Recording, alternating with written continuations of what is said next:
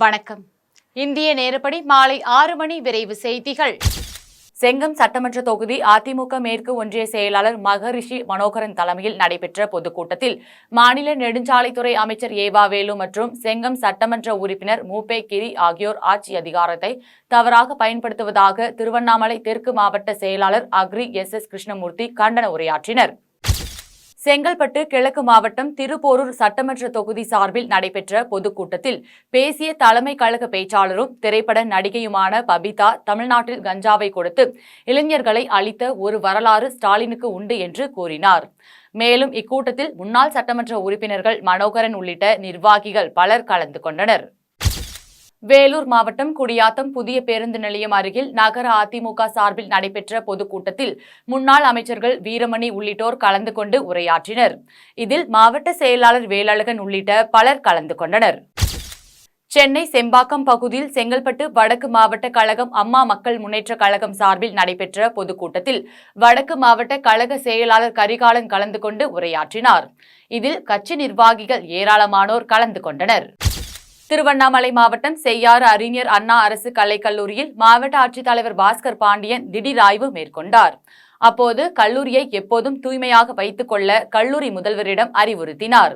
இதில் ஆட்சியர் பல்லவி மற்றும் வட்டாட்சியர் உள்ளிட்டோர் உடன் இருந்தனர். கள்ளக்குறிச்சி மாவட்டம் உளுந்தூர்பேட்டை எலவனார்சூர் கோட்டை பகுதியில் காங்கிரஸ் கட்சியின் சார்பில் தெருமுனை பிரச்சார கூட்டம் நடைபெற்றது.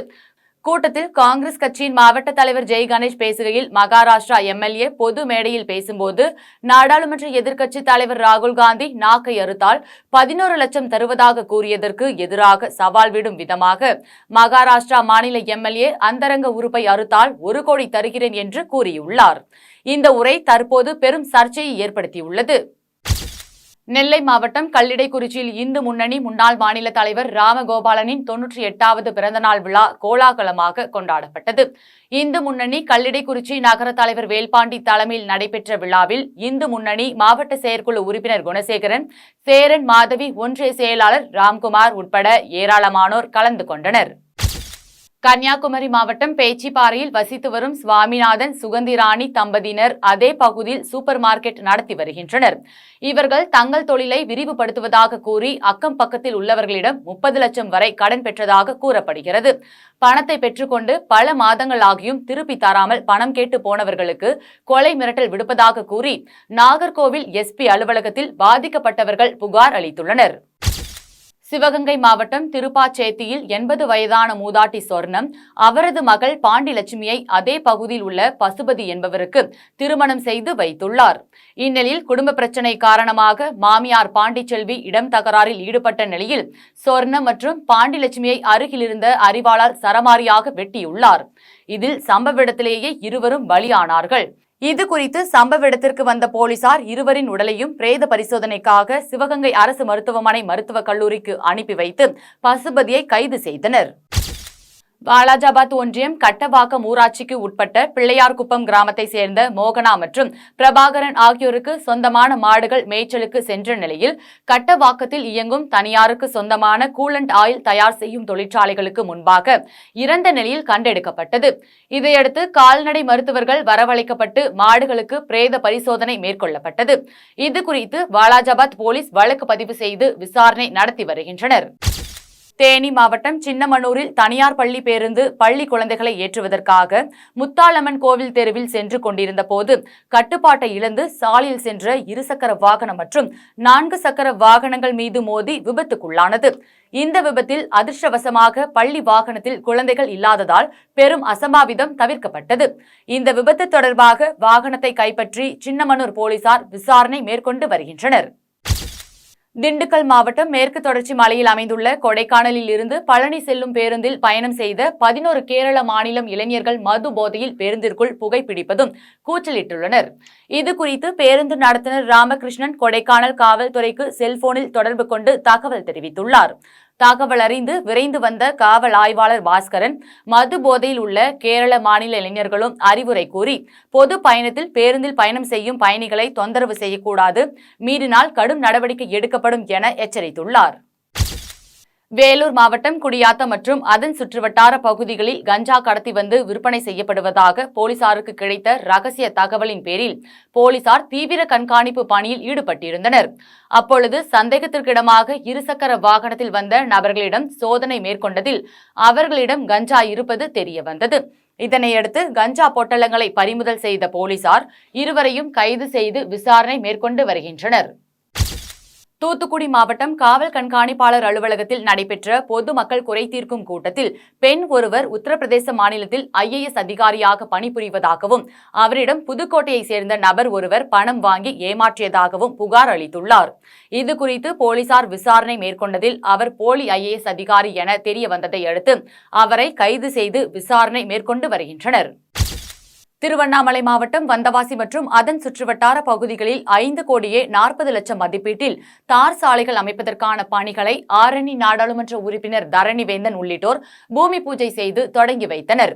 இதில் தெள்ளாறு ஒன்றிய குழு தலைவர் கமலாட்சி இளங்கோவன் உள்ளிட்டோர் கலந்து கொண்டனர். தூத்துக்குடி மாவட்டம் திருச்செந்தூர் அருகே உள்ள காயாமொழி ராமநாதபுரத்தை சேர்ந்த இசக்கிமுத்து என்பவர் பெயிண்டிங் வேலை செய்து வந்தார். இந்நிலையில் திருச்செந்தூர் குமாராபுரம் அருகே பைக்கில் வந்து கொண்டிருந்த போது அடையாளம் தெரியாத வாகனம் மோதியதில் தலையில் காயம் ஏற்பட்டு மூளைச்சாவு அடைந்தார். பின்னர் அவரது மனைவியின் விருப்பத்தின்படி அவரது உடல் உறுப்புகள் தானம் செய்யப்பட்டது. பின்னர் அவரது உடலுக்கு திருச்செந்தூர் கோட்டாட்சியர் சுகுமாரன், தாசில்தார் பாலசுந்தரம், மாவட்ட சுகாதார பணிகள் இணை இயக்குநர் மருத்துவர் பொன் ரவி ஆகியோர் மாலை அணிவித்து அரசு சார்பில் மரியாதை செலுத்தினர்.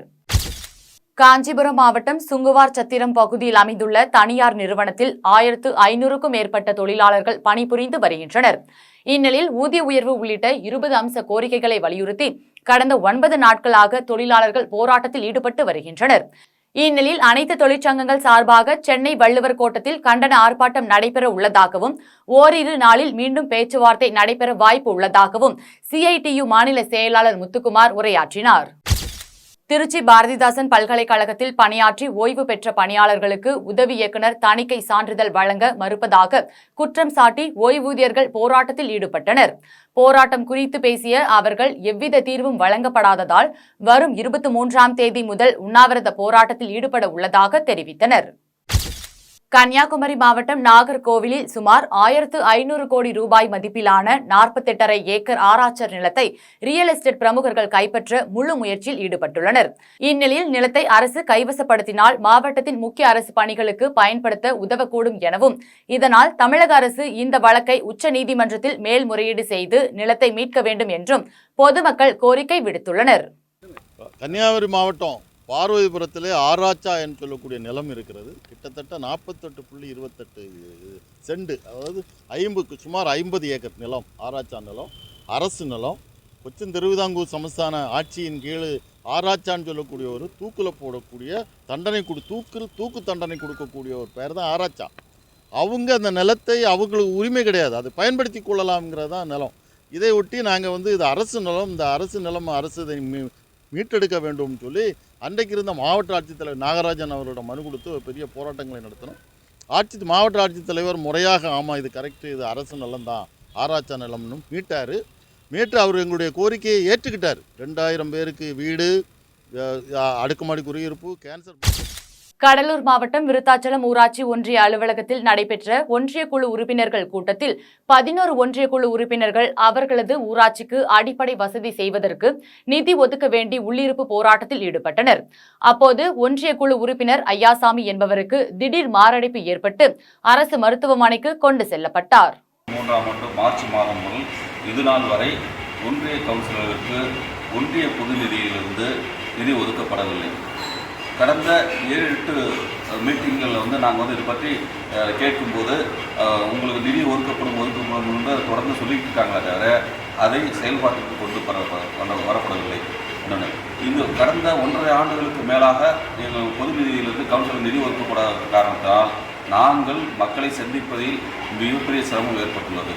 மக்களுக்கு குடிநீர் மற்றும் தார் சாலை மற்ற அடிப்படை வசதி செய்தி தருவதில் மிகப்பெரிய தாமதம் ஏற்படுகிறது. இதனால் மக்கள் மிகப்பெரிய சந்திக்க வேண்டியதாக இருக்குது. அதனால் எல்லோரும், அதாவது தமிழ்நாடு அரசு கேட்டதற்கு இங்கே அஃபிஷியல்ஸ் உட்பட எல்லாருமே 2023ஆம் ஆண்டு மார்ச் மாதம் முதல் இதுநாள் வரை விருதுநகர் மாவட்டம் ஸ்ரீவில்லிபுத்தூர் அருகே உள்ள அரசு ஆதிதிராவிட நல உயர்நிலைப் பள்ளி வத்திராயிருப்பு பகுதியைச் சேர்ந்த முருகக்கனி வாசுமதி தம்பதியினர் 2 லட்சம் ரூபாய் மதிப்பில் பள்ளிக்கு தேவையான கல்வி உபகரண பொருட்களை ஊர் மக்களுடன் மேளதாளங்கள் முழங்க கல்வி சீராக பள்ளிக்கு வழங்கினர். நெல்லை மாவட்டம் வடக்கன்குளத்தை சேர்ந்த கல்லூரி மாணவி கனிஷ்டா டீனா சென்னையில் நடைபெற்ற 4வது தெற்காசிய ஜூனியர் தடகள போட்டியில் தொடர் ஓட்டப்பந்தயத்தில் தங்கப்பதக்கம் வென்றார்.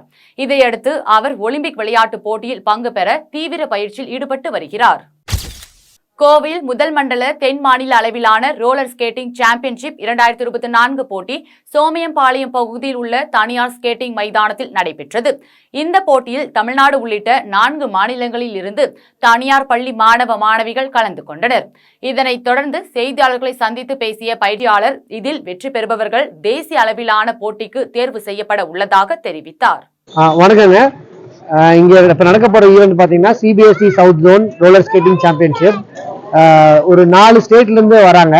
எல்லா சிபிஎஸ்இ ஸ்கூல் பசங்க தமிழ்நாடு, தெலுங்கானா, ஆந்திரா, பாண்டிச்சேரி 4 ஸ்டேட்லேருந்தும் கிட்டத்தட்ட ஒரு 3500 குழந்தைங்க மேலே வராங்க நம்ம சிபிஎஸ்இ சவுத் ஜோன் ஈவெண்ட்டுக்காக. இது 2வது முறையாக நடக்குது. ஆனால் முதல் முறை வந்து நம்ம சென்னையில் நடந்தது போன வருஷம். இப்போ வந்து நம்ம கோயம்புத்தூரில் நடக்குது. ஸோ இப்போ வரைக்கும் இவ்வளோ ஸ்ட்ரென்த்து இதான் ஃபஸ்ட் டைம் வருது நம்மளுக்கு. நம்ம ஊர்லேருந்தே கிட்டத்தட்ட ஒரு 1500 குழந்தைங்க மேலே பார்ட்டிசிபேட் பண்ணுறாங்க. ஸோ இந்த குழந்தைங்கலாம் இந்த ஈவெண்ட்டை சவுத் ஜோன் முடிச்சாங்கன்னா அடுத்து நேஷனல்ஸ் போவாங்க. ஸோ அந்த நேஷனல் செலெக்ஷன் வந்து இங்கே ஒரு 5 நாள் நடக்க போகுது. இன்னிலேருந்து ஆரம்பித்து அடுத்து 22 வரைக்கும் இங்கே நடக்க போகுது. தேனி மாவட்டம் பெரியகுளம் நகர் பகுதி சாலையில் பல நாட்களாக பாதாள சாக்கடையில் அடைப்பு ஏற்பட்டு கழிவுநீர் வெளியேறி துர்நாற்றம் வீசுகிறது. இது குறித்து நகராட்சி நிர்வாகத்திற்கு பல முறை தகவல் அளித்தும் எவ்வித நடவடிக்கையும் எடுக்கப்படாததாக கூறப்படுகிறது. இந்த கழிவு நீரை உடனடியாக அகற்ற நடவடிக்கை எடுக்க வேண்டும் என ஊர் பொதுமக்கள் கோரிக்கை விடுத்துள்ளனர். காஞ்சிபுரம் மாவட்டம் வாலாஜாபாத் ஜோதி கன்னியம்மன் கோவிலின் பின்புறத்தில் உள்ள கால்வாய் நீண்ட நாட்களாக தூர்வாரப்படாமல் இருந்துள்ளது. இதனால் சாலையில் கழிவுநீர் தேங்கியதாகவும் இதனால் பொதுமக்களுக்கு நோய் தொற்று ஏற்பட வாய்ப்பு உள்ளதாகவும் இதனால் உடனடியாக கால்வாயை சுத்தம் செய்ய வேண்டும் எனவும் பேரூராட்சிக்கு பொதுமக்கள் கோரிக்கை விடுத்துள்ளனர். நீலகிரி மாவட்டம் உதகையை தொடர்ந்து கோத்தகிரி மலைத்தொடர்களில் லட்சக்கணக்கில் 12 ஆண்டுகளுக்கு ஒருமுறை பூக்கும் குறிஞ்சி மலர்களாக பூத்து குலுங்குகிறது. இந்நிலையில் மலைப்பகுதி முழுவதும் நீல நிறத்தில் ரம்யமாக பூத்து காட்சியளித்து வரும் நிலையில் குறிஞ்சி மலர்கள் பூத்துள்ளதால் கிராமம் செழிக்கும் என கிராம மக்கள் மகிழ்ச்சி அடைந்துள்ளனர். தேனி மாவட்டம் வருசநாடு பகுதியில் உள்ள மந்தையம்மன் கோவிலில் புரட்டாசி மாத விழாவையொட்டி அம்மனுக்கு சிறப்பு அலங்காரமும் அபிஷேகங்கள் செய்யப்பட்டு தீபாராதனை காட்டப்பட்டது. இதில் திரளான பக்தர்கள் கலந்து கொண்டு சுவாமி தரிசனம் செய்தனர். இதனைத் தொடர்ந்து பக்தர்களுக்கு அன்னதானம் வழங்கப்பட்டது. கள்ளக்குறிச்சி மாவட்டம் உளுந்தூர்பேட்டை விஸ்வகர்மா ஐந்தொழிலாளர்கள் நலசங்கத்தின் சார்பில் 3ஆம் ஆண்டு விஸ்வகர்மா ஜெயந்தி ஆராதனை விழா கருமார் தச்சு கூட்டமைப்பு சங்கத்தின் மாநில தலைவர் பிரம்மஸ்ரீ பெருந்தச்சு அப்பர் லட்சுமணன் தலைமையில் நடைபெற்றது. விழாவில் விஸ்வகர்மா காயத்ரி தேவிக்கு சிறப்பு அலங்காரம் செய்து அலங்கரிக்கப்பட்ட திருத்தேரில் ஊர்வலம் எடுத்துச் செல்லப்பட்டது. இவ்விழாவில் தலைவர் ராஜேந்திரன், செயலாளர் சரவணன், பொருளாளர் மணிகண்டன் உட்பட ஏராளமானோர் கலந்து கொண்டனர். திருவண்ணாமலை மாவட்டம் போலூர் அடுத்து உள்ள மத்திய திருப்பதி பெருமாள் கோவிலில் புரட்டாசி மாத பிறப்பையொட்டி பெருமாளுக்கு அதிகாலை முதலே சிறப்பு அலங்காரம் மற்றும் அபிஷேகங்கள் செய்யப்பட்டு தீபாராதனை காண்பிக்கப்பட்டது. இதில் திரளான பக்தர்கள் கலந்து கொண்டு சுவாமி தரிசனம் செய்தனர். மேலும் கோவில் நிர்வாகம் சார்பில் பக்தர்களுக்கு அன்னதானம் வழங்கப்பட்டது. தென் ஆப்பிரிக்கா, ஆப்கானிஸ்தான் அணிகளுக்கு இடையே 3 போட்டிகள் கொண்ட ஒருநாள் தொடர் சார்ஜாவில் நடைபெறுகிறது. அதில் இவ்விரு அணிகளுக்கு இடையிலான முதலாவது ஒருநாள் போட்டியில் ஆப்கானிஸ்தான் 4 விக்கெட்டுகளை மட்டுமே இழந்து 107 ரன்கள் அடித்து அபார வெற்றி பெற்றது. இதன் மூலம் சர்வதேச கிரிக்கெட்டில் தென்னாப்பிரிக்கா அணியை முதல் முறையாக வீழ்த்தி ஆப்கானிஸ்தான் வரலாறு படைத்துள்ளது. இத்துடன் ஜெம் செய்திகள் நிறைவடைகின்றன. மீண்டும் ஜெம் செய்திகள் இன்று இரவு 8:30 மணிக்கு. செய்திகளை உடனுக்குடன் தெரிந்து கொள்ள GemLive.tv என்ற இணையதளத்தில் இணைந்திருங்கள். நன்றி, வணக்கம்.